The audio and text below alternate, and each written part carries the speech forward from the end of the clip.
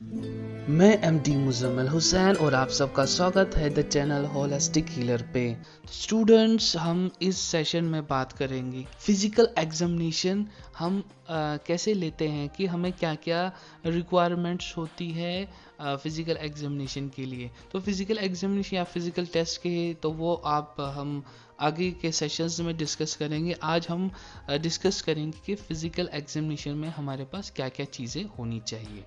Once general information about the symptoms which is needed for making a subjective diagnosis obtained from the medical interview. More detailed information should be collected for making a multilateral diagnosis.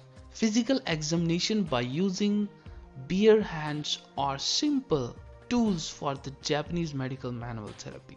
तो सबसे point जो यहाँ पर निकले हैं कि एक तो हमारे पास बियर हैंडेड, यानी एक तो हमारे पास हाथों की ज़रूरत होगी टेस्ट के लिए, और कुछ टूल्स जैसे कि टूल्स के हिसाब से आपके पास जो हैमर होता है, अगर आप न्यूरोलॉजिकल टेस्ट करते हैं, न्यूरोलॉजिकल जो रिफ्लेक्सेस टेस्ट करते हैं वो होने चाहिए, तनेगुई आपके पास होती है। यानी हमारे पास ज़्यादा कुछ एग्जामिनेशन के लिए ज़्यादा कुछ ज़रूरत नहीं होती है ना।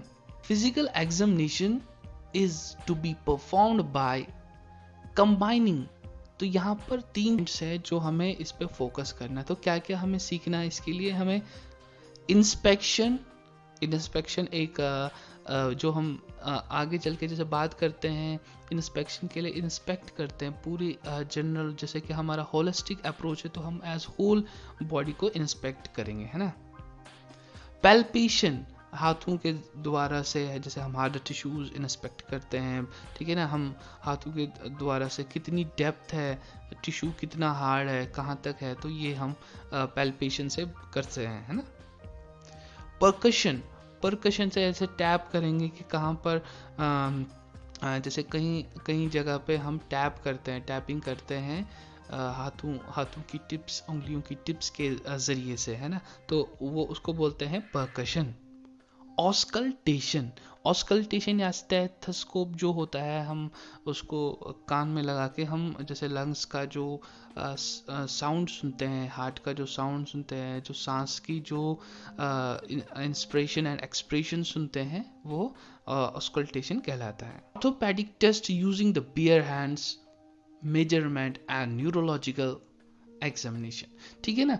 तो बियर हैंड्स में क्या क्या जो हम ऑर्थोपेडिक टेस्ट करते हैं, जैसे कि हम करते हैं मोरीज टेस्ट है, उसके बाद हम कुछ ऐसे टेस्ट करते हैं सर्वाइकल के जो 3 डायमेंशनल के होते हैं, मूवमेंट टेस्ट कराते हैं, या स्क्वीज कहीं पर नर्व इम्पिंच हुई है ना, तो वो टेस्ट कराते हैं। तो यानी वो सारे के सारे जो टेस्ट होते हैं आप अपने हाथों के ज़रिए से ही करते हैं, और साथ में आपको पूरा ध्यान पेशेंट की बॉडी पे होता है, क्योंकि जो भी टेस्ट हम करते हैं उससे क्या होता है कि पेन एम्पलीफाई हो जाती है, पेन बढ़ जाती है, और उस कम से कम पेन को बढ़ाने ही देना है, और साथ में आपको एक बहुत ही एक कंसंट्रेशन के साथ पता लगना चाहिए कि कहाँ पर किस जगह पे एग्जैक्ट दिक्कत हुई है, कहाँ पर इम्पीचमेंट है, ठीक है ना।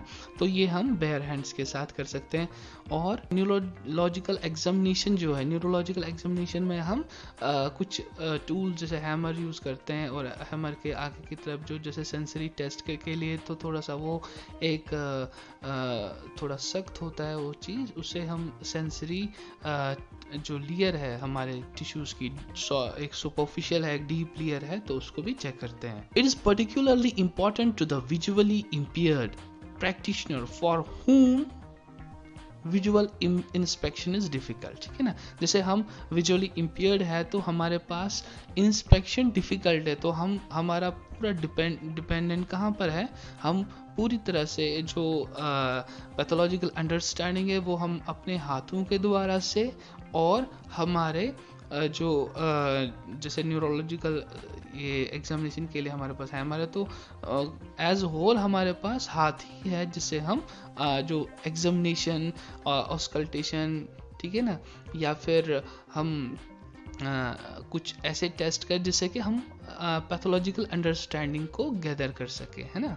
To acquire neurological examination skills such as palpation, examination with bare hands, sensory testing and reflex testing, the high level of physical examination skills. Practitioners can estimate not only the cause of the tissue but also precise location at the depth. ठीक है ना। तो हाथों के जरिए से हम ये भी पता लगा सकते हैं कि लोकेशन कहाँ पर है और कितनी उसमें हार्डनेस है और कितना उसका डेप्थ है ना। तो हमारी स्किन में इशू है या बोन में इशू है या मसल में इशू है, तो हम ये अपने हाथों के द्वारा से पता लगा सकते हैं। इसका मतलब है कि हमारे पास बहुत ही ज़्यादा प्रैक्टिस इस चीज़ के लिए होनी चाहिए। A correct understanding of pathological conditions is instrumental for making the initial treatment plan. The information also serves as objective indices for assessing the effects of the therapy. Conducting the physical examination regularly follow up is recommended as providing the useful data for assessing whether the remedy is appropriate or not. As last जब हम treatment complete करते हैं तो follow up की ज़रूरत होती है, क्योंकि ये एक ऐसी चीज़ तो नहीं है कि हमने दवाई दे दी और उनको पेशेंट को हमने बोला कि 1-2 हफ्ते के बाद आ जाइए और हम फिर देखते हैं कि क्या रिक्वायरमेंट है। और लेकिन इसमें क्या है कि इसमें हमें हर दिन थेरेपी देनी है और थेरेपी के साथ साथ हम फॉलोअप बहुत ही ज़रूरत है। और साथ में हम देखेंगे सिम्टम्स कितने हैं, कितने जा रहे हैं, तो वो हम फॉलोअप के साथ ही पता लगता है। Therefore, acquiring the necessary knowledge and physical examination skills, understanding pathological conditions is indispensable for Japanese medical manual therapy. तो ये जो कॉज लगाना है, पैथोलॉजिकल अंडरस्टैंडिंग हमें समझनी है, तो ये मेडिकल इंटरव्यू और हमारे फिजिकल एग्जामिनेशन से ही होगा और उसके लिए हमें बहुत ही प्रैक्टिस की ज़रूरत होती है। तो बस इस सेशन में इतना ही, दीजिए मुझे इजाज़त। Take care, good bye.